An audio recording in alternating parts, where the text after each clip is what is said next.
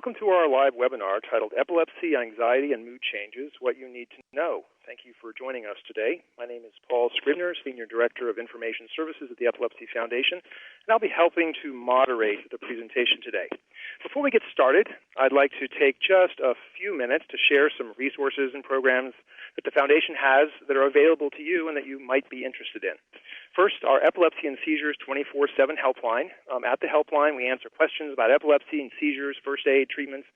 It can help you find an epilepsy specialist or support group and connect you with local resources. To contact the helpline, just call our 800 number or visit us at epilepsy.com/helpline. Please share this resource with others as well. Next is our J. Kiffin Penry Patient Travel Assistance Fund. This fund provides reimbursement of travel expenses for eligible patients and their families who have to travel more than 50 miles to receive FDA-approved medical care or treatment, but lack adequate financial resources. Again, you can contact our helpline to find out more information or visit epilepsy.com/PenryFund. Our Legal Defense Fund. The Epilepsy Legal Defense Fund helps to ensure that all people with epilepsy have access to legal help, and they work to change discriminatory laws, policies, and practices. The primary activities include guidance on legal rights to those experiencing discrimination and then referrals to cooperating lawyers for direct legal representation. You can find more information at epilepsylegal.org. The Rare Epilepsy Network is a relatively new initiative of the Epilepsy Foundation. It's led by the Foundation in collaboration with 10 rare epilepsy patient advocacy organizations, also RTI International and Columbia University. The REN, as it's called, is a registry of medical and quality data from rare epilepsy patients and their caregivers. Its primary purpose is to increase the opportunities for rare epilepsy patients and their caregivers to participate in patient-driven and patient-centered research. Also, of course, visit epilepsy.com. At epilepsy.com, you can learn more about epilepsy and seizures, get help, of course, through our helpline and other services, learn how you can make a difference, and you can connect with other people living with epilepsy and their families across the country. And you can look up the local affiliate near you. We have more than 47 affiliates across the country. And just a quick acknowledgement that our presentation was made possible with funding from the Centers for Disease Control and Prevention.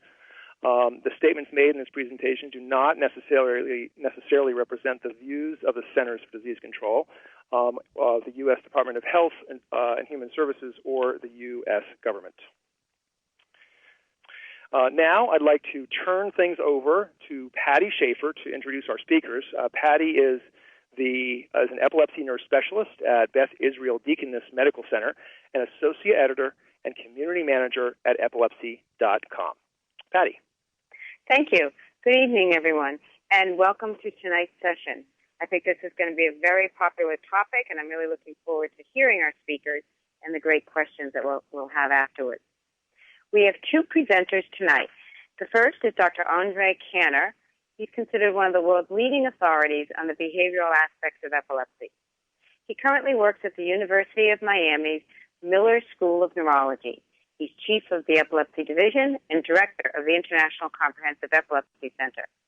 His primary goal is enhancing the evaluation, comprehensive treatment, and surgical program for adults with epilepsy, who often are unaware that surgery could end their seizures.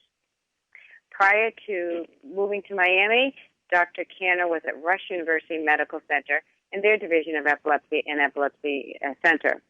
Over his career, he has received several awards, including the 2012 Tito Award from the Latin American Commission of the International League Against Epilepsy as Ambassador of Epilepsy for Latin America.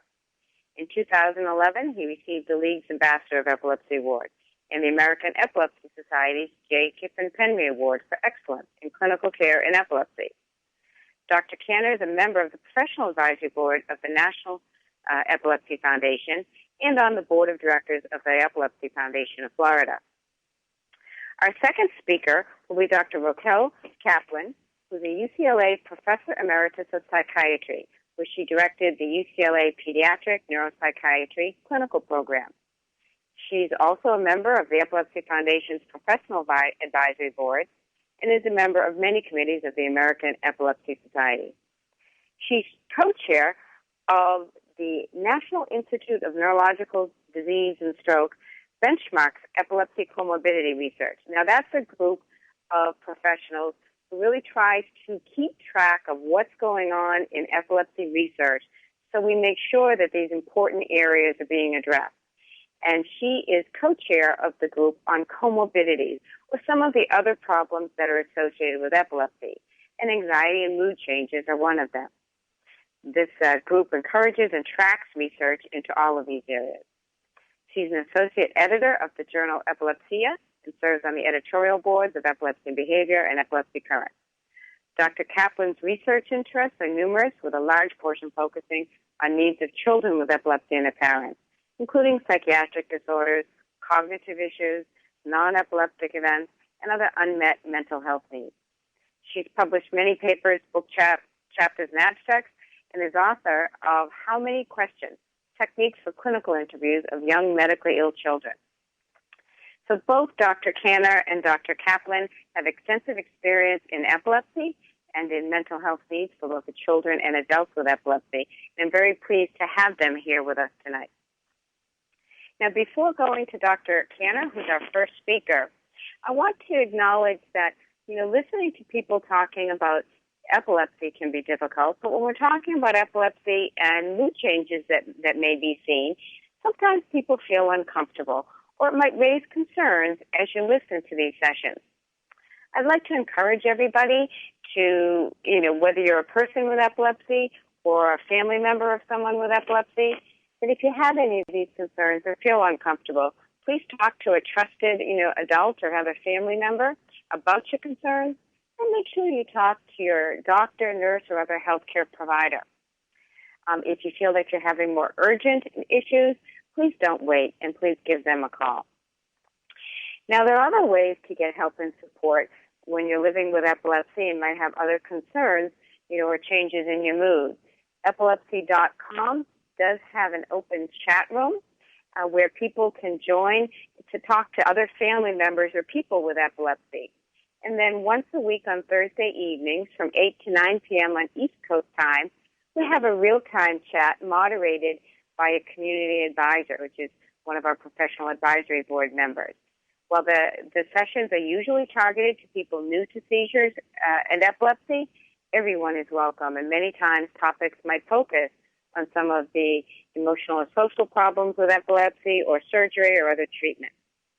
I like to remind people that users of our chat room must be 13 years of age or older. And all you need to do is go to epilepsy.com, click on the Connect channel, and you'll find your way easily to the chat room. Well, now I'm going to turn things over to our first presenter, Dr. Kanner. Dr. Kanner. Thank you, and good afternoon, everybody. I want to thank the organizers of this webpage to have invited me to this program. It is really a great pleasure for me to be here. I'm going to be addressing the issue on mood and anxiety disorders in people with epilepsy.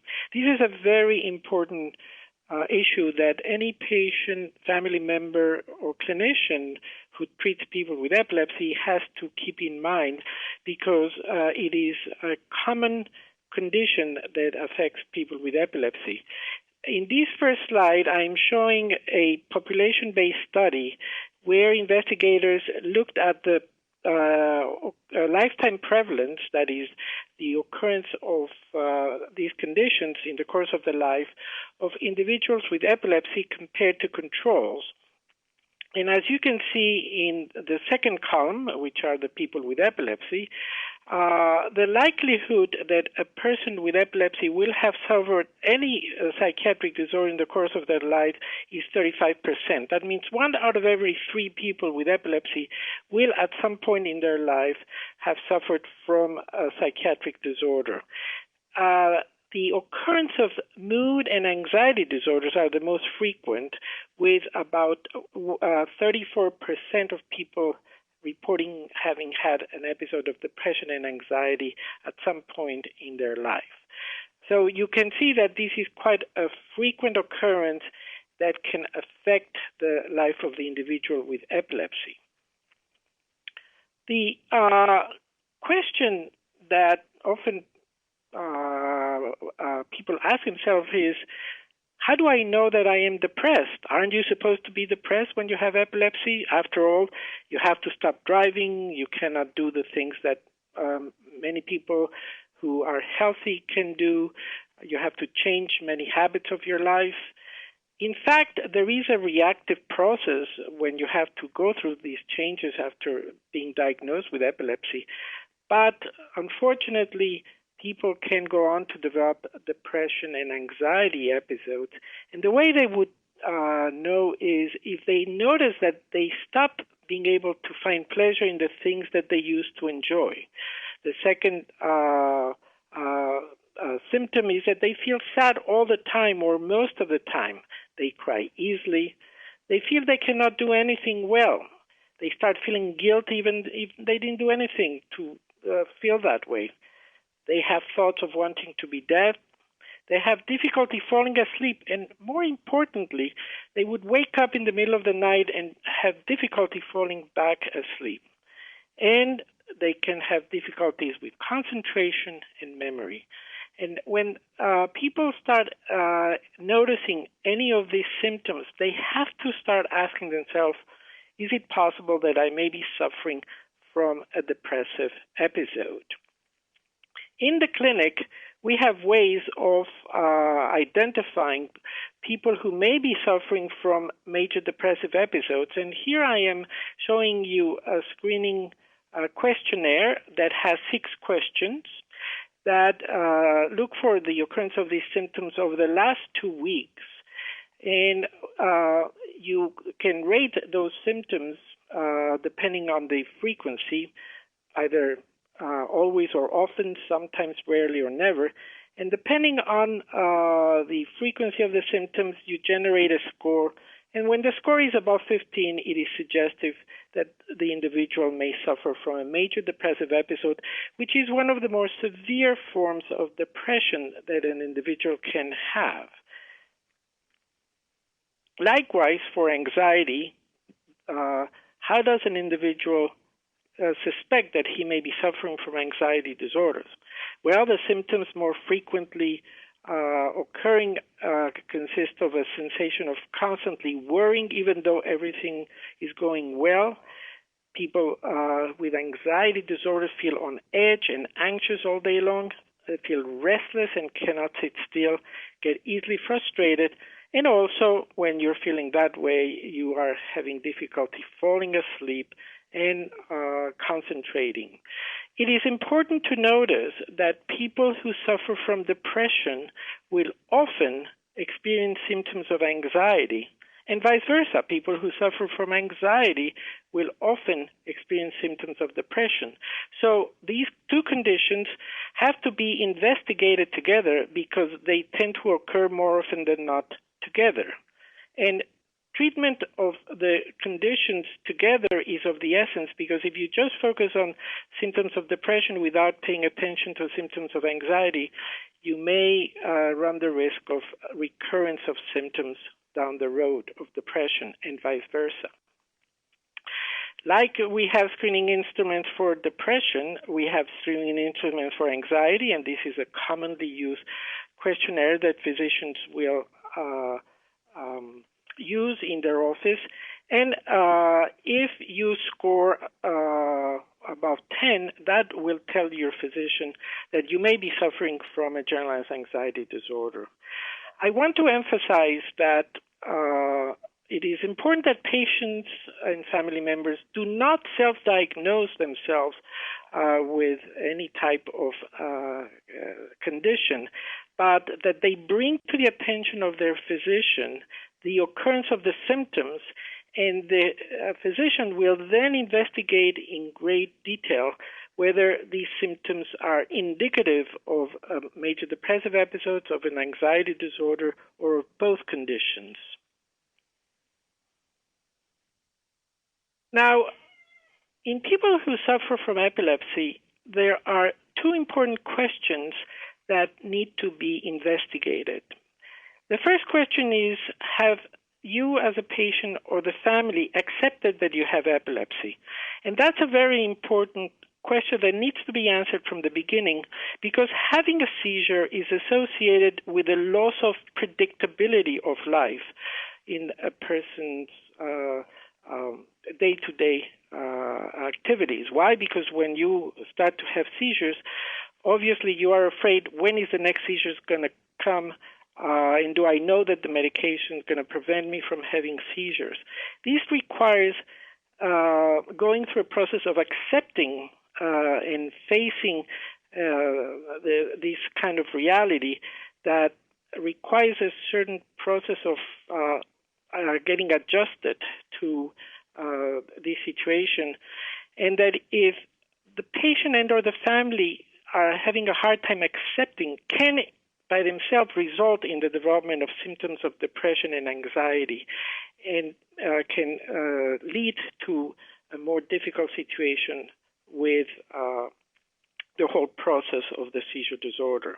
So this is a very important question that needs to be addressed from the beginning of the seizure disorder. Now, how do we understand depressive and anxiety episodes? What type of psychiatric symptom are we facing when an individual is presenting with symptoms of depression or anxiety? First, and the most frequent, is the symptoms that occur independent of the occurrence of the seizures. This is what we call interictal symptoms or episodes of depression or anxiety. Next are symptoms that occur temporally related to the occurrence of the seizures, and those can be symptoms that precede the seizure, known as pre-ictal, or they can be the expression of the aura, and this is the ictal symptoms, and symptoms that can follow the occurrence of seizures. Interestingly enough, those symptoms that follow the occurrence of seizures, known as post-ictal symptoms, do not occur immediately after the seizures, but may occur 1 or 2 days after the person has had a seizure, and particularly when these seizures occur in clusters. And they can last from several hours to up to several days. And they are symptoms that can interfere significantly with the life of the individual and can be quite scary. Very often, individuals can experience symptoms of irritability, depression, and anxiety 1 or 2 days before they're going to have a seizure, and they often can predict that they're going to have their seizures. This is what we call pre-ictal symptoms. And ictal symptoms are the expression of the aura, and a very typical symptom of that type are the feelings of panic that precede the loss of awareness of surroundings, or sometimes can occur in and of itself, and often can get misdiagnosed as a panic disorder. The other forms of symptoms of depression and anxiety are the symptoms that are caused by treatment of the seizure disorder, either through medication, this is what we call iatrogenic symptoms, or that follow a surgical treatment of the epilepsy. And we'll talk about that in a few seconds. Now, why should patients care about mood and anxiety disorders? Well, one of the important consequences of suffering for depression and anxiety is that it increased the risk of death through suicide. People with epilepsy have an increased risk compared to the general population of attempting suicide or completing suicide.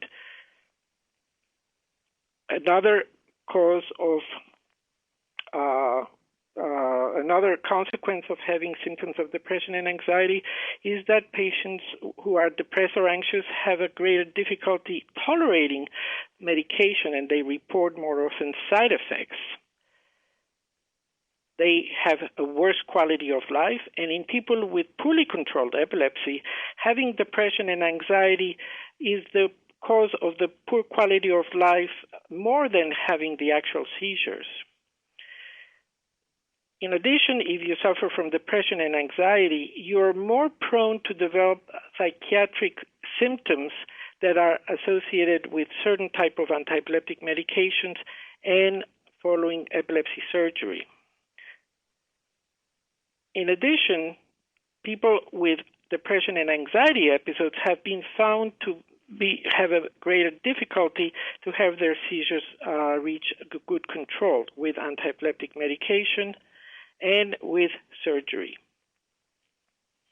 So those are important considerations for patients and family members to recognize at an early stage of the presence of these conditions so that they can be treated as soon as possible. Now, how do we conceptualize depression and anxiety in people with epilepsy? The typical way that we think of it is that mood and anxiety disorders are a consequence of the seizure disorder, and they follow the seizure disorder. But that is not the only type of occurrence. Very often, the mood and anxiety disorders can precede the onset of the epilepsy, and that is becoming apparent in more and more studies. This is important to keep in mind because people who have mood and anxiety disorders often will have family psychiatric history of depression and anxiety, and one can predict the occurrence of mood and anxiety disorder if there is a first-degree member of the family with such history. And the occurrence of a family psychiatric history can increase the likelihood that an individual with epilepsy will experience mood and anxiety disorder after the onset of the seizure disorder, or even if the mood and anxiety disorder had preceded the onset of the epilepsy, but is more likely to increase the risk of its manifestation after the onset of the epilepsy. In addition, as we said before, symptoms of depression and anxiety can be caused by the treatment of the antiepileptic medication and surgery, and this is more likely to occur if the individual has a previous history of mood and anxiety disorders, or if the individual has a current mood and anxiety disorder, or if the individual has a family psychiatric history of mood and anxiety disorder. So it is incumbent upon the patient to alert his physician or her physician that they have had a prior history of depression and anxiety, or that they have a parent or grandparent or sibling with a family history of mood and anxiety disorder, because that will influence on the choice of antiepileptic medications that can trigger these psychiatric symptoms in this group of people who have a genetic predisposition for the development of mood and anxiety disorders. Furthermore, the presence of epilepsy by itself and its severity and the type of epilepsy will influence the occurrence of mood and anxiety disorders. The presentation of mood disorders in people with epilepsy has different presentations. The most frequent and severe one is in the form of major depressive episode. And when you have more than one major depressive episode, that's when we consider you to have a major depressive disorder. These can be a lifetime condition, because if you've had one major depressive episode, you have a 50% chance of having recurrence of major depressive episodes. And if you've had two, that risk increases to 70%. If you've had three major depressive episodes, you have a 100% chance of having recurrent major depressive episodes. In addition, you can have mood disorders that are less severe than the major depressive episode, which is what we call dysthymic disorder. But this condition is chronic. The symptoms persist, but are not of the severity of major depressive episodes. And in addition, you can have a combination of dysthymic disorder where intermittently there is an exacerbation in severity of symptoms to a major depressive episode. And that is what's known as double depression. Finally, people with mood disorder can have bipolar disorders. And as I said before, mood disorders and anxiety disorders go hand in hand, and they have to be investigated and treated together. And often, these mood and anxiety episodes may not be very overt and can have milder severities, what we call subclinical episodes, but you need to alert the physician to the occurrence of any type of symptoms, no matter how mild they are in severity, because occasionally the severity can worsen and can evolve into major depressive episodes. Let me just make some comments on treatment. The treatment of mood and anxiety disorders include medications and psychotherapies, of which cognitive behavioral therapy is the most frequently used. And in some people, the use of both form of treatment is necessary. And this is something that will be determined by the treating physician. Among the treatment of depression, we use antidepressants of the families of the selective serotonin reuptake inhibitors as the first choice. And if an individual doesn't respond to one of these medications, then we will use antidepressants of the family of the serotonin norepinephrine reuptake inhibitors. And when those medications are not effective, we can use antidepressants such as mirtazapine.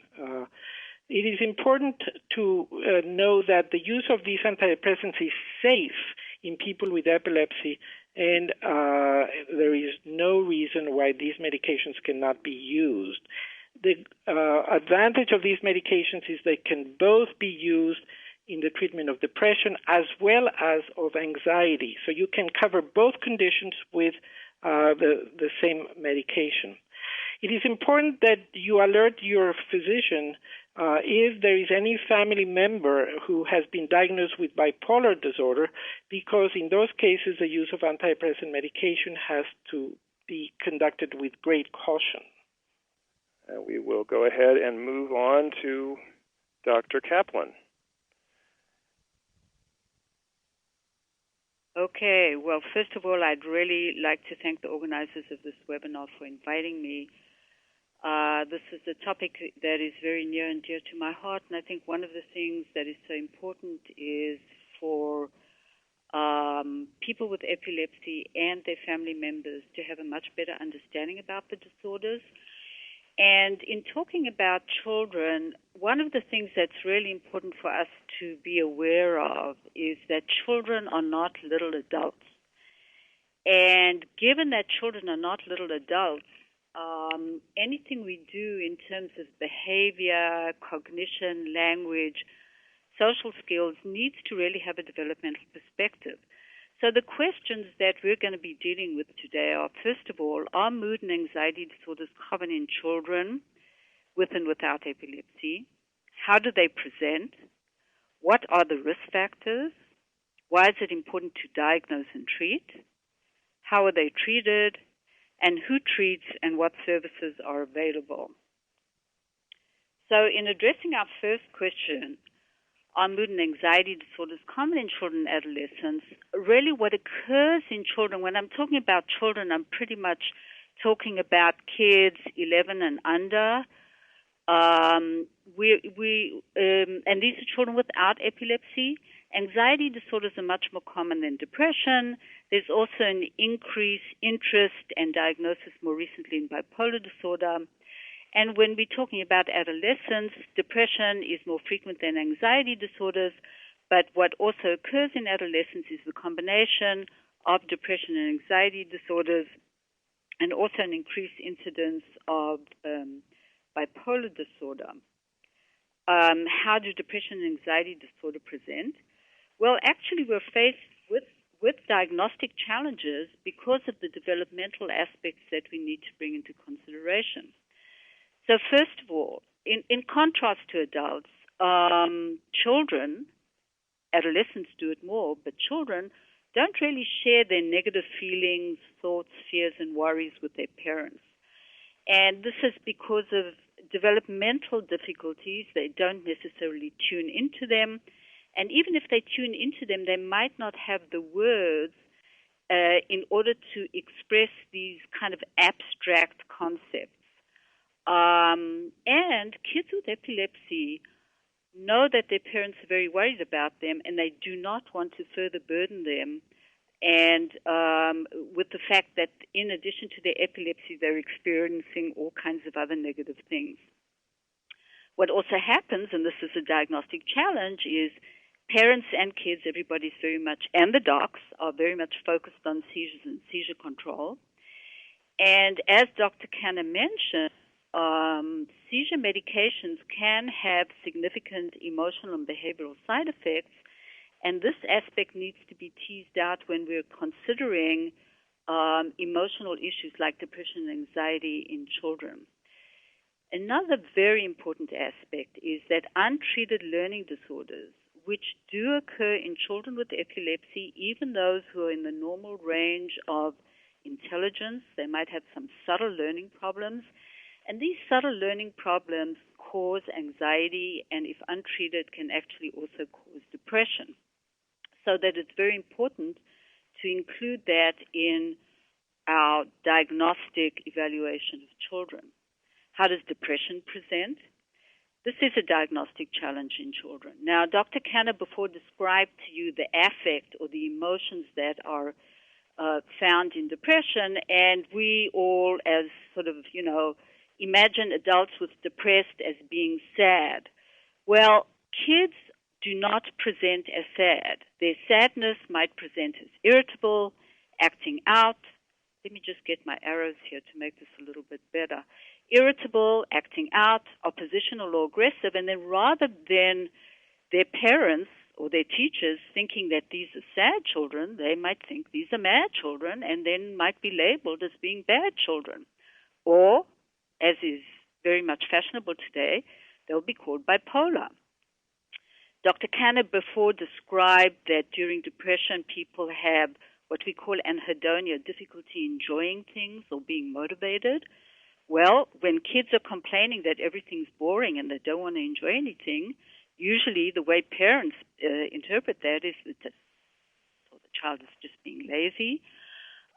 Kids also feel that others don't want them, are not interested in them, friends don't like me. So the kid is just called not sociable. But this withdrawal is actually a withdrawal of emotional engagement which can occur during depression. What about motor activity? Well, we all picture adults with depression as slowed. That's not the case in kids. They actually can appear hyper, and then people think, that the child might have ADHD or be bipolar. And one of the things that's very characteristic of depression in adults is slowing of thinking, and this does not occur in kids, but if it does occur, typically what parents would be thinking is that their kids might be having some side effects from medications rather than being depressed. Distractibility, again, would be called something like ADHD or might be misinterpreted as seizures, and kids would not be performing well in school, and that might be attributed to laziness rather than people considering maybe there is an underlying learning disorder with associated depression or just a primary, as we call it, a primary depression, which has cognitive effects and can make learning difficult. One of the things that characterizes depression is what we call negative thinking. People who are depressed experience guilt and hopelessness, poor self-esteem, and increased sensitivity, get hurt by very, very small things. Again, when these kind of phenomena, the guilt is usually not apparent in kids. Same regarding hopelessness. At least they do not express these kinds of things to their parents. But when they start talking about themselves in negative terms, poor self-esteem might be misinterpreted as an attention-seeking device. And the same about when their feelings get repeatedly hurt. What about sleep and appetite? You heard from Dr. Kanner that these might be impaired in depression. And when kids are having difficulty going to sleep, again, this might be misinterpreted as the kid not wanting to go to sleep, being a naughty kid, or fussy about food and being spoiled. What about adolescence? Well, depression in adolescence is very similar to that of adults, but remember that we need to rule out normal age-related irritability and surliness, oppositional behavior, Adolescents, we know their sleep patterns are completely different. They can't fall asleep until late and cannot wake up. And then that really is the question. Are we talking about somebody who's depressed or not? They sometimes like to sleep a lot in the day, and that can also occur in depressed adolescents. We need to differentiate withdrawal from adult family members that occurs a lot, in particular in some cultures, Western cultures, but not necessarily others, as being socially accepted versus representing depression, and also be aware of the fact that very often substance abuse or beginnings of substance abuse can be efforts by adolescents to self-medicate when they're feeling depressed. How about anxiety disorders? How do they present? Very similar to what I described beforehand, there can be misinterpretation of behavioral phenomena because kids are not, even if they're worrying, they're not going to come and talk about worrying, and they really just do not have the abstract cognitive and communicative skills to describe the feelings that they feel as a result of anxiety. So they might present with separation difficulties, and then one would say, oh, the kid is just being babyish, and ignore it.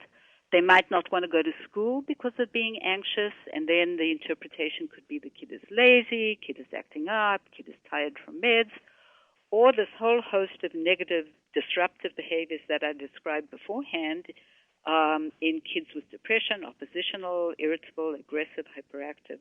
And again, one needs to appreciate that these can reflect the presence of an anxiety disorder, and this is not necessarily a bad acting out kid. Similarly, a kid might be fearful, and again, the fears, we always need to check out why is this kid being fearful. This is not just being an immature kid. There might be something behind it. Anxiety often presents with physical symptoms such as stomach aches and headaches, and again, these might be misinterpreted either as the kid actually having a medical illness or that this might be some kind of expression of seizures. What about adolescents with anxiety disorders? Very similar to adults, but again, that same list of behaviors that I described beforehand for adolescent, sort of normal adolescent behavior, we need to differentiate between those and anxiety disorders. So we're talking about irritability and surliness, oppositionality, withdrawal or social awkwardness and fears. And here it's important to consider the role of stigma, the stigma of having epilepsy, and being teased or bullied. And these are really very, very important aspects, not only related to epilepsy, but might also be related to an associated learning difficulty. School avoidance in adolescents with anxiety disorders might be related to learning-related worries or actual social fears. And there again, substance abuse is quite commonly used as self-treatment or self-medication. What are the risk factors for depression and anxiety disorders in children and adolescents? Well, first of all, as Dr. Kanner presented beforehand, the question is, how are the child and parent coping with epilepsy? And in particular, coping with the unpredictability of seizures, which is very difficult to cope with, both as a parent and as a child, and also the trauma of, number one, seeing one's child having seizures or siblings seeing one's child having seizures, and the trauma of a child experiencing seizures, and that presenting at school and in other places. So how seizures present and where can play a role in making it very difficult to cope with epilepsy. And of course that relates to seizure frequency and control. And again, as Dr. Kanner mentioned, there are medications such as the ones listed here, phenobarbital, Keppra, Zonogram, topiramate, and Lamictal, that can actually have both emotional and behavioral side effects, and we need to tease that out. Now, one of the things that's very typical in children is, in contrast to us adults, when we're put on medications, we know exactly what changes we're experiencing, and we can come and say, oh, since I was on this medication, my thinking isn't the same, my memory's not the same, I feel this, I feel that. Well, kids do not verbalize these effects. And again, I'm talking about children 10 and under, I'm not talking about adolescents. Rather than verbalizing, they act them out, and they act them out with those very same behaviors that I've been describing until now, as part of depression and part of anxiety. So we need to really do a very good assessment to determine what is contributing to what here. Who's at risk for these cognitive and behavioral side effects? And I think Dr. Kanner demonstrated that very nicely in his slides on adults. Children who have had past diagnoses of depression and anxiety, and children in whom there is a family history of these disorders. So in terms of risk factors for depression and anxiety, family history of mental illness, parent depression and or anxiety disorder, and adversities, economic adversities, which can make coping with life difficult, and when you have a chronic illness like epilepsy, that becomes even more difficult. And there are social adversities, which I mentioned beforehand and which are quite significant in having a major effect on mental health of children, which is teasing, bullying, and actual trauma, be that physical or sexual. And the teasing and the bullying, as I mentioned beforehand, can be secondary to the kid having epilepsy and or associated learning difficulties. So why is it important to diagnose and treat anxiety disorders and depression in children and adolescents? First of all, there is a very important preventative aspect, and that is that we know today that these childhood disorders or these disorders that occur during childhood and during adolescence go on to occur in adulthood. And early treatment can play a very important preventative role, and we'll talk about that in a minute. The other reason, prevention, which is most important, is to prevent suicide and self-injurious behaviors, because depression and anxiety disorders are associated with these kinds of behaviors. What are the risk factors for suicide and self-injurious behaviors?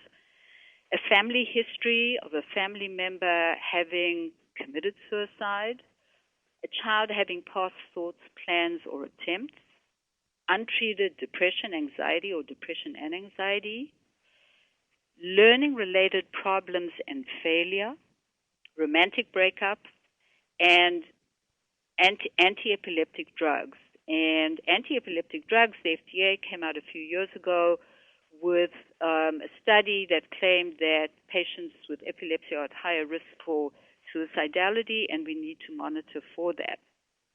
Additional reasons why it's important to diagnose and treat depression and anxiety disorders in children.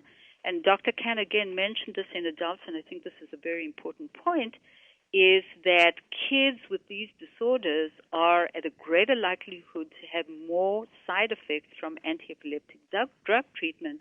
And if we treat these disorders, then it's easier to get to seizure control because they'll have less side effects. And, of course, one of the main reasons is that we have very good data today, and we'll talk about that in a second, is treatment of depression and anxiety disorders is effective. These are chronic recurrent disorders, so it's important to try and treat as soon as possible. And as I mentioned beforehand, untreated, they can be associated with suicide and substance abuse. And finally, in terms of why it's important to treat these disorders, and again, I think this was also mentioned by Dr. Kanner, these disorders, rather than the seizures per se, determine the long-term outcome and quality of life of these children and their families. So what about treatment of depression and anxiety disorders in youth? Now here I'm talking about youth without epilepsy. There is excellent 36-month outcome data comparing use of medications, the antidepressant drugs, anti-anxiety medications, cognitive behavior, and combined medication and cognitive behavior. And basically at the 3-year outcome, these 3 types of intervention are very similar. Why do we need to treat, and why do we need this? But all these types of intervention? Well, during the acute condition, medications are indicated because the aim is really to get the child out of the depressive episode, out of the anxiety, acute anxiety as quick as possible. And then the CBT is very, very important, I would say, from the perspective of not only treating the current condition, but also preventing future episodes. Because what CBT focuses on is on coping and teaches children how to deal with stresses and ultimately which prevents the triggers of depression and anxiety. Life is full of stress. We have stresses all the time and we have to deal with them. They can trigger depression and anxiety, and if kids acquire coping skills, this can be very in preventing them. Another very important component, and there's very good data today showing this in children without epilepsy, that the treatment of depression and anxiety disorders, but in particular of depression, family therapy is very important, and this is because very often there's a family history of depression or anxiety disorder, and that plays an important role in parenting. And the depression and or the anxiety of the parent might be expressed through anger and irritability, which kids might model, and it's not very helpful for them to be modeling that. It has an impact on family functioning. Parent depression and anxiety has an impact on family functioning. And basically, there's data also showing on child academic achievement. And there's this two-way relationship between child behavior problems and emotions, including depression and anxiety, and parent depression and anxiety. So that treatment just of the child without treating the parent is really not effective enough. So what are the principles of cognitive behavior therapy? The principles of cognitive behavior therapy is that there's this two-way relationship between what we call distorted or maladaptive thoughts and behavior dysfunction. So if you look at this diagram here, you have in the center distorted thoughts, which were part of the negative thinking that we spoke about earlier on in the description of depression. And the negative thinking can cause misinterpretations of how other people are behaving towards one, misattributions in terms of what people meant to do, can involve errors in logic, and then one misinterprets, misattributes, then that can cause one's mood to change and make one feel either depressed and make one feel depressed. And then when you feel depressed, you will be even more vulnerable to misinterpretations, attributions, etc. And so this really becomes a vicious cycle. In anxiety disorders in children, the distorted maladaptive thoughts that cause behavior dysfunction is really an overestimate of danger and risk in a situation, and that precipitates more anxiety. And then when there's more anxiety, then one more overestimates danger and risk in situations, and that too becomes a vicious cycle. And I think this figure here very nicely from this book on cognitive behavioral therapy demonstrates this very nicely, how there is an event, and as a result of this event, there's a cognitive appraisal which causes an emotion and a behavioral response, and basically this all feeds into itself and becomes a vicious cycle. So the treatment principles of CBT is really a focused, problem-oriented approach. First, there is psychoeducation about the condition, be that depression or anxiety, and about CBT. And then the therapy works on identification of these maladaptive thoughts and associated feelings and behaviors. And then the aim is to reformulate the thoughts and the associated behaviors, and ultimately to help the child do goal-oriented problem solving. What about drug treatment of depression and anxiety in youth? Well, parents are very scared about their kids being put on medications. They're scared about personality changes. It's bad enough that their kids are on medications, and they're worried about the impact on cognition and behavior and kids being tired and weight gain. And now we're saying that your child needs more drugs. Parents really don't want to hear that very often. But these drugs, as in adults, are very helpful. I need to mention that the FDA came out with warnings that the SSRIs, which are antidepressant and anti-anxiety drugs, can cause suicidal behavior in youth, and that therefore it is very, very important for children and adolescents with anxiety and depression who need medication to be in the hands of psychiatrists who can monitor for suicide. Now remember also we said that the FDA came out with the fact that seizure medication might make patients with epilepsy vulnerable to suicide, so it's very important to monitor for suicide. But the thing that is most important and the highest risk for suicide is untreated depression and anxiety. So this should not be a reason for not treating children with antidepressant, anti-anxiety medication if that's what they need. The FDA-approved drugs for youth with depression are Prozac and Lexapro, and they've approved for obsessive-compulsive disorder Prozac, Luvox, and Zoloft. Other medications are being used, even though they have not been approved, but they are monitored very, very carefully for any kind of suicidality. We cannot forget the importance of educational resources for youth with learning problems, because remember, one of the things that I emphasized is that it is not infrequent to have undiagnosed subtle learning problems as one of the underlying causes or the precipitant for either depression and or anxiety in youth, so that treatment of the depression and anxiety without addressing the learning problems is not effective enough. And for my last slide, the question is, so what services are available? And we'll go back to the polling question once I'm done.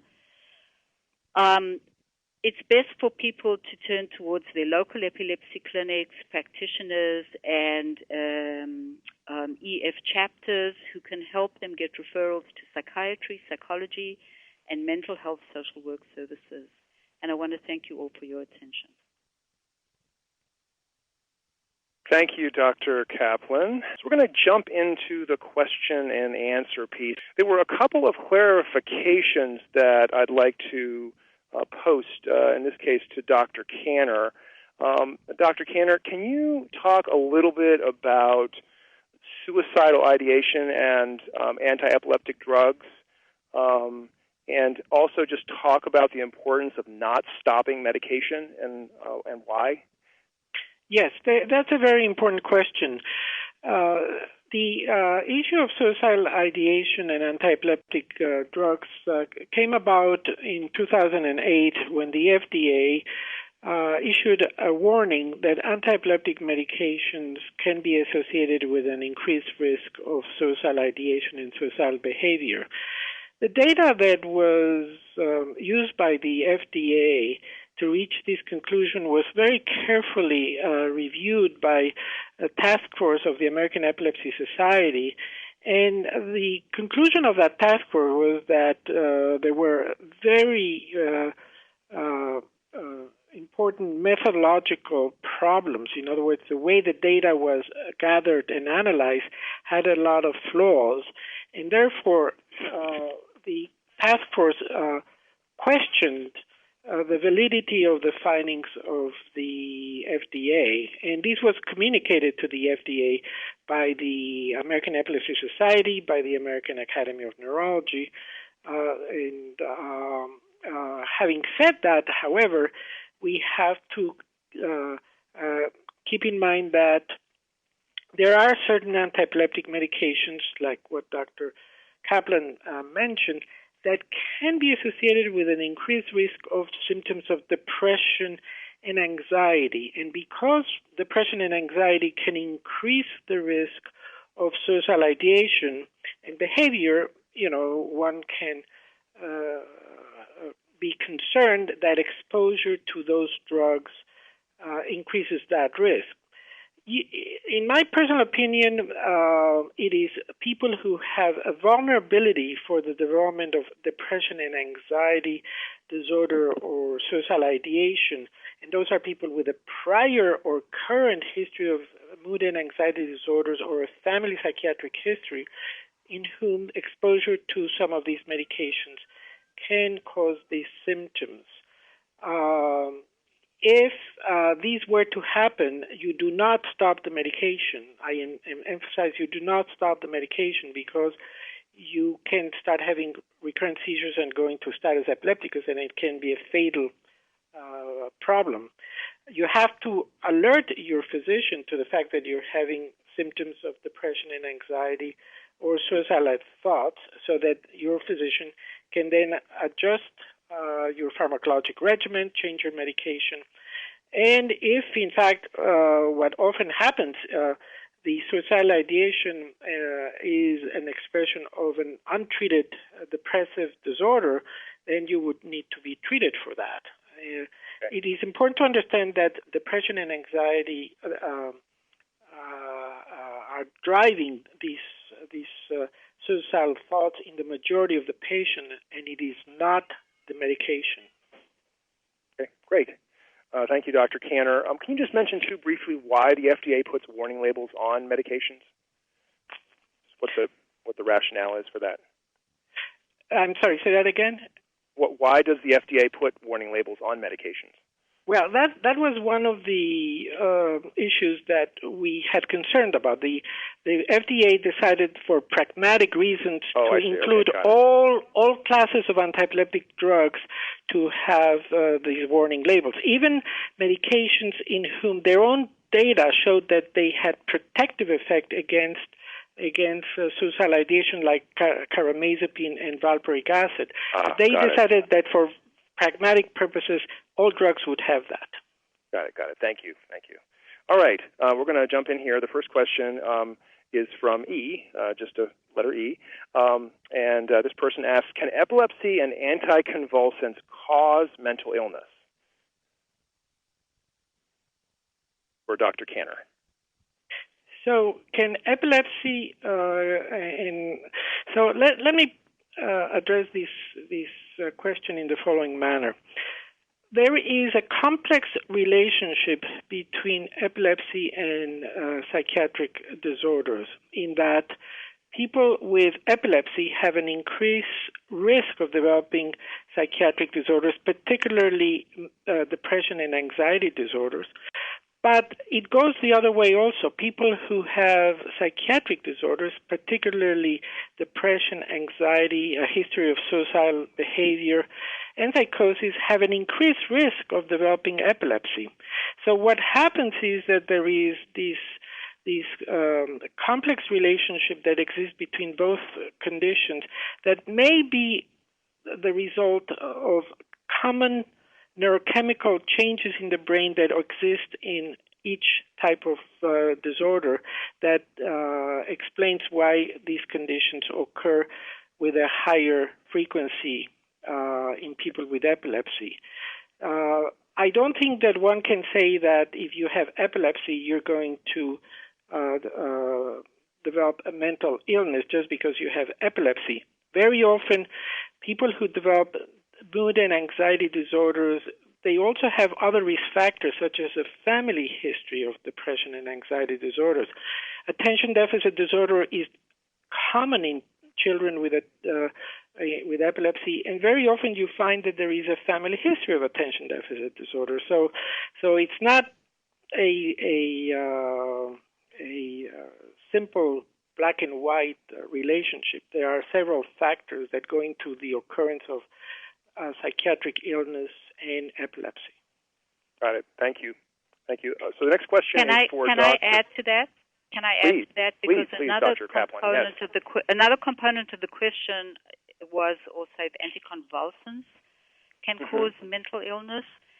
And again, just reflecting back on what Dr. Kanner said and what I said, people who have a family history of mental illness are at higher risk for what we call the behavioral and emotional side effects of these medications.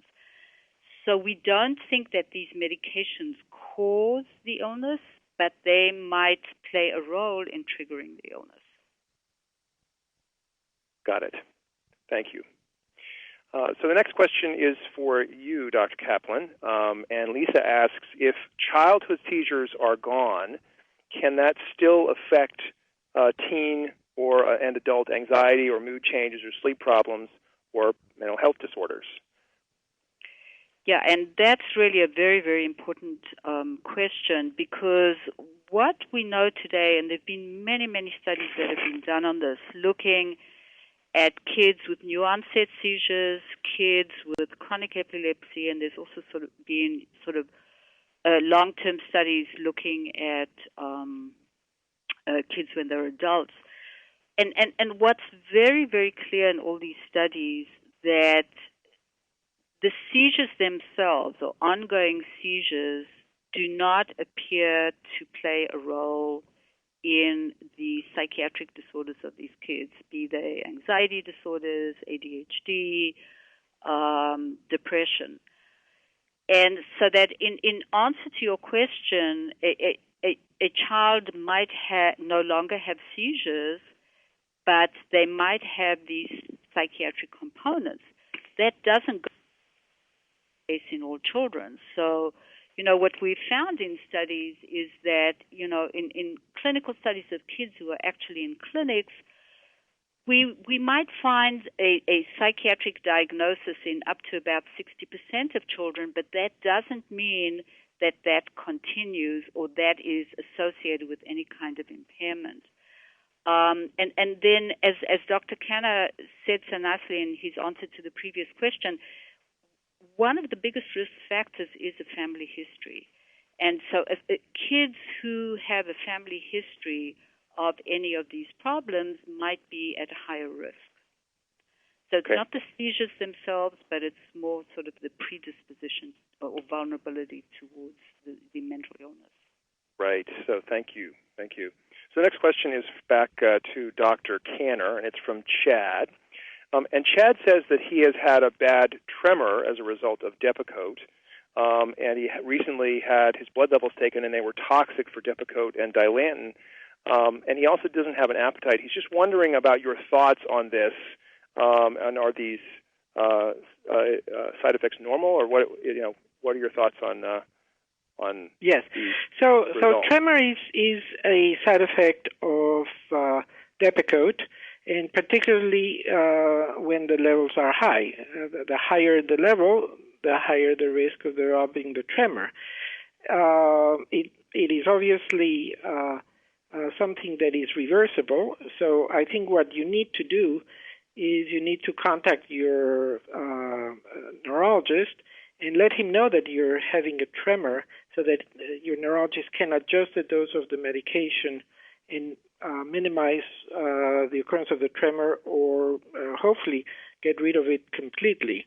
Remember one thing, the treatment can be worse than the disease. So just let your neurologist know and they can adjust the dose of the medication. Yeah, very good point. Thank you. Dr. Kanner. The next question is for Dr. Caplan. It's from Miriam. And Miriam says that she recently lowered her anti-seizure medication dosage and is finding herself feeling less secure, having some sleep issues. Is this to be expected? So, some of the anti-epileptic drugs are being used to treat patients with psychiatric disorders such as bipolar disorder, depression, and bipolar disorder. In particular, medications like Tegretol, Depakote, topiramate, Lamictal, and it might be that if one of the medications that you're on has these what we call psychotropic effects, in other words, affect emotions and behavior, that going down on it might cause some of these feelings. But I really would caution and suggest that you talk about this with your doctor so that you can really get a good evaluation to determine if that in fact has been the case, given that I see that there's also increased sleep issues. So you really want to be functioning optimally, and so I think you should really discuss that with your doctor and see if you need to go back up. Great. Thank you.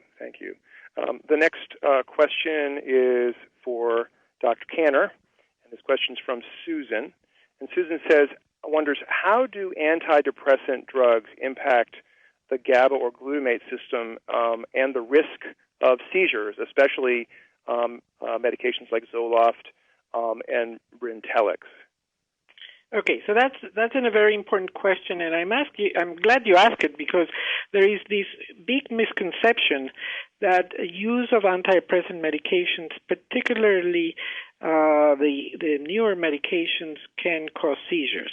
The facts are the following, and it's important that all patients be aware of that. Antidepressants that are used today of the SSRI class or SNRI class can be safely used in people with epilepsy. Seizures can be caused by these medications only when used in very high doses, and it usually when people take overdoses that seizures tend to occur. In fact, there are studies that have suggested that the use of these medications in animal models of epilepsy prevent or decrease the severity of seizures. And there is one study in humans where these antidepressants were given to patients with primary major depressive episodes, and the investigators compared the incidence of seizures between those that were put on the antidepressant medication and those that were put on placebo. This is what's usually done when these medications are tested before they're released into the market. People who were put on placebo had more frequent seizures than people who were put on these antidepressant medications. So the message to take home is when you're taking these medications at the proper doses, it is safe to take them even if you suffer from epilepsy. Very good point. Thank you. All right. The next question is from Susan, and this is for Dr. Caplan. And Susan says, I have temporal lobe epilepsy, and the biggest challenge that I have is awkwardness or maintaining social relationships. I'm wondering what literature or advice you might have for this or on this issue. Well, I think that Susan is addressing a question that many epilepsy patients face, and you know the social awkwardness can be secondary to the effect, you know, sort of the way the environment is responding. But sometimes it can also be related to one's what we call intrapersonal feelings. And I think that this is a challenge that, and again, this is not just because I'm a psychiatrist who tries to push psychiatry all the time, but I really think this is something that you would want to get evaluated by a professional to help you figure out sort of what is accounting for these feelings of social awkwardness, because once you can figure out what is accounting for the feelings of social awkwardness, is it in fact what we call a social phobia, or is it due to the stigma of epilepsy, or is it due to some combination of both, then that would, you know, guide you in the direction of how this needs to be treated and how you can be helped so that you can, in fact, maintain social relationships. The difficulty in social relationships is one of the things that most adult epilepsy patients are complaining about. And so, but I think this is a very, very important thing for you to get very well evaluated. Great. Thank you, Dr. Caplan. The next question is for Dr. Kanner, and this question is from Rachel. And Rachel says or asks, can a panic attack or anxiety attack cause a seizure? Some patients experience similar symptoms leading to seizures. So how do you tell the difference between whether this might be, I guess there's really two questions here. One is, can panic attacks and anxiety attacks cause a seizure? And another one is, how can you tell the difference between a panic attack and something that may be an aura or something leading to or starting at the beginning of a seizure? Okay. Excellent question. We've got a very sophisticated audience here. So the first question is, can anxiety or stress cause seizures? It is a well-known observation by many patients and investigators that in people with epilepsy, the occurrence of stress is often a facilitator of seizures, and people can at times predict that they're going to have seizures because they are under great stress. not to conceptualize these as stress causes epilepsy, but if you have epilepsy, you may be at increased risk of having more seizures if you're exposed to very stressful situations. And this is important if you have an underlying anxiety disorder or a mood disorder, because if you have an untreated mood and anxiety disorder, your ability to cope with stress is diminished, and your vulnerability for stress to worsen the frequency of seizure is increased. So that is another reason why you need to alert your physician when you are experiencing mood and anxiety disorders in order to minimize that risk. The second question is an important question. How do I know that the panicky feeling I'm experiencing is the expression of an aura or it's a panic attack? An aura is usually very short in duration. It usually lasts between 10 and 20 seconds. It is a sensation of fear or mild sensation of panic that can be often associated with other typical symptoms of seizure activity, like a sensation of déjà vu or jamais vu, or a sensation in your stomach that goes up to your neck, or you notice that you start salivating excessively and copiously, and this often is followed by a sensation of confusion, loss of awareness of your surrounding, and an overt seizure. The panic attack, on the other hand, is long. It usually lasts between 4 and 20 minutes in duration. It is very intense. When somebody has a panic attack, it's a sensation of impending doom. The sensation that an individual with a panicky feeling associated with aura experiences is much less intense than a panic attack. The person with a panic disorder will often be left with a sensation of anxiety all day long. They often will suffer from what we know as agoraphobia, difficulty being left alone. And obviously, when you have a panic attack, you most of the time are fully aware of what's going on around you. Sometimes if you hyperventilate during the panic attack, you may feel a little fuzzy, but you're aware of everything that's going on around and you have full control over what's going on. Whereas when you have a ictal fear or ictal panic, you actually often will lose awareness of your surroundings. Having said that, people who have ictal fear or ictal panic have an increased risk of having panic attacks as well. So sometimes it's both things.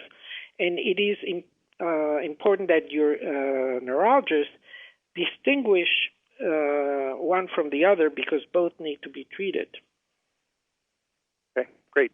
Thank you, Dr. Kanner. Dr. Kanner, I'm going to ask this next question to you. It's a quick one here. Can you please clarify what dysthymia is or dysthymic means? Yes. Again? Dysthymia is a term that is used to denote the presence of persistent symptoms of depression, where the individual feels, sad, difficulty finding pleasure, and may have other symptoms of depression, such as irritability, poor frustration tolerance, but the intensity of the dysthymia doesn't reach the proportions of a major depressive episode. So in other words, the person with dysthymia is not feeling hopeless, helpless, unable to function. The person with dysthymia is able to function, go to work, go out socially, but that person is never able to reach, a state of pleasure, and it is a chronic condition. It lasts for 2 years at least, and very often people who have this form of depressive disorder will have recurrent episodes of major depressive disorder. Got it. So it's kind of like a long-term low-grade depression. Correct. That's correct. Yeah. Okay, great. Thank you. By the way, that question was from Dennis. The next question is from Rhonda, and it's for Dr. Caplan. And Rhonda asks, I would like to know the connection between anxiety disorders and overwhelming fatigue. Yeah, this is really a very good question. So overwhelming fatigue, I'm assuming if we're talking here about epilepsy, the overwhelming fatigue might be associated with effects of maybe multiple anti-epileptic drugs. If it is, and even if it isn't, one of the things that we know about fatigue is that our ability to problem solve when we're overwhelmingly fatigued is not very good, and that we tend to be much more irritable and much more impulsive. And these kinds of behaviors, both in terms of not being able to cope, not being able to problem solve, being irritable, not having much patience, can really make one feel quite anxious. So, I would say that now, if you want to go in the other direction, and the question is, do anxiety disorders cause overwhelming fatigue? Not necessarily. That's more apparent in depression. But when one has sort of overwhelming anxiety, one might be quite fatigued in terms of not feeling that one cannot. It's more paralyzed than fatigue, that you cannot really problem solve adequately. So the two are very different, though, right? But they can be interconnected in patients with epilepsy. In anxiety, typically, one is worrying, one is restless, one is, has different kinds of fears. Muscles are very taut and very, very tight. There's fearful. One cannot sleep, etc., etc. Okay, great. Thank you very much, Dr. Caplan. The next question is from Terrence, and Terrence says, and this is for Dr. Kanner, by the way. Terrence says, I suffer from binge eating disorder, and my doctor has thought about prescribing Wellbutrin. But despite my seizure disorder, is that considered safe? Yeah, so there are a couple of antidepressant medications that we do not like to use in people with epilepsy, because those are antidepressant medications that have been associated with an increased risk of causing seizures. And Wellbutrin, unfortunately, is one of those. The other one is clomipramine, which is not used that much since we have the SSRIs and SNRIs. So I would, discuss with your psychiatrist the possibility of considering other antidepressants for the treatment of your eating disorder. The association of increased risk of seizures in Wellbutrin has been made with the use of doses of above 300 milligrams a day when it's used in its immediate release formulation. But in people with epilepsy, the risk can be higher. So your concern is valid and is worth for you to discuss it with him further to see if there are other options.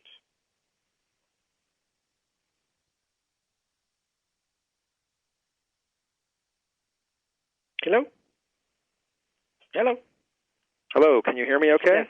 Yes. Now I can hear you. I think that my handset battery ran out. Sorry about that. The next question is for Dr. Caplan, and it is from Hermione. And the question is, if a child with anxiety issues is on topiramate, which is a brand name Topamax, would you recommend changing this? Behavior has been much worse, as has anxiety. Yeah, I have seen several kids who have responded with anxiety to topiramate, and several kids who have responded with depression to topiramate. So I think you really want to discuss this with your doctor and consider changing the anti-epileptic drug that your child is on. Okay, great. I'd like thank to add you. something. I'd like to add something. One of the things we know about Topamax also is that it can affect language function in children, and sometimes also cognitive function. And if your child is having difficulty verbalizing things and or doing his schoolwork, that in turn can also trigger the anxiety. So you really want to figure out if it's a direct effect of the medication on anxiety or it's sort of an indirect through the loop of the language and or some learning problems. Yes, thank you, Dr. Caplan. This is going to be our last question, and this is from Michelle. And Michelle asks, have there been any studies, this is again for Dr. Kanner, have there been any studies supporting the use of assistive canines to help with anxiety and depression associated with epilepsy? Yes, so the use of canines is becoming quite popular among people with epilepsy.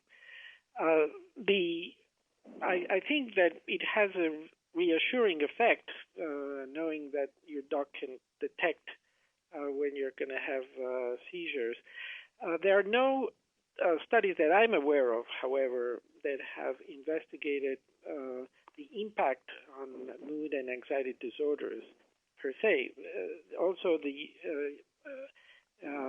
reliability of dogs in predicting seizures has also been a big source of controversy. So it's a very popular question. It's quite fascinating, but we don't have yet any objective data to either say yes or no. Great. Okay. Thanks for clarifying that, Dr. Kanner. So we're going to move to close the webinar out. Please stick around for a few minutes. I'm going to allow ask Dr. Kanner and Dr. Caplan to say some very short closing remarks, and when they're done, there will be a survey that will pop up, and I'd really value your sticking around to let us know how this has worked for you and how we can improve. So. For the future. So I'm going to turn things back over to Dr. Kanner for a quick closing remark, and then on to Dr. Caplan. Well, so thank you very much again for having participated in this webinar. I am quite impressed by all the questions that you've posed. The message that I want you to take home is when you're treating epilepsy, you have to incorporate into the evaluation and management the recognition of comorbid symptoms of depression and anxiety disorders, because as we showed, they're relatively frequent in people with epilepsy. And the treatment has to incorporate a management of those symptoms. It is incumbent upon you, the patient, and the family member to bring the existence of these symptoms to the attention of your physician in order for the physician to treat them, because very often the lack of treatment results from the fact that symptoms are never reported to the clinician and therefore they're never treated. The quality of life of people with epilepsy and depression is quite affected, and this can be resolved by an effective management of these conditions. In my experience, treating depression and anxiety in people with epilepsy is not complicated, and they tend to respond to lower doses of medication than people who don't have epilepsy. Thank you. Great. And I turn over to Dr. Caplan. Great. Thank you, Dr. Kanner. Dr. Caplan? I would like to, first of all, also thank everybody for their participation and really reiterate everything that Dr. Kanner said in terms of the importance of diagnosis and treatment. But the take-home message that I want you to take with you, those of you who have children with epilepsy or there are children and adolescents with epilepsy, is that, first of all, kids' behavior can reflect a whole bunch of things, and one really needs to, in children with epilepsy, rule out the possibility of disorders and depression and ADHD. It is better to bend over backwards to do this sort of evaluation rather than to have a kid go through life and whose needs are not being attended to. That is not to say that every kid with epilepsy has these problems, but clearly kids with epilepsy and their families, at least at the time of the onset of the disorder, have to deal with a lot. And getting an evaluation from a mental health professional can be very helpful, at least in terms of putting the child and the family in the right direction on how to deal with it. Great. Thank you, Dr. Caplan. I wanted to mention briefly that all the remaining questions with the answers will be posted on epilepsy.com, and we'll make sure you all know about that. Also, please do visit epilepsy.com to learn more about epilepsy, seizures, medications, mood, and more about living with epilepsy.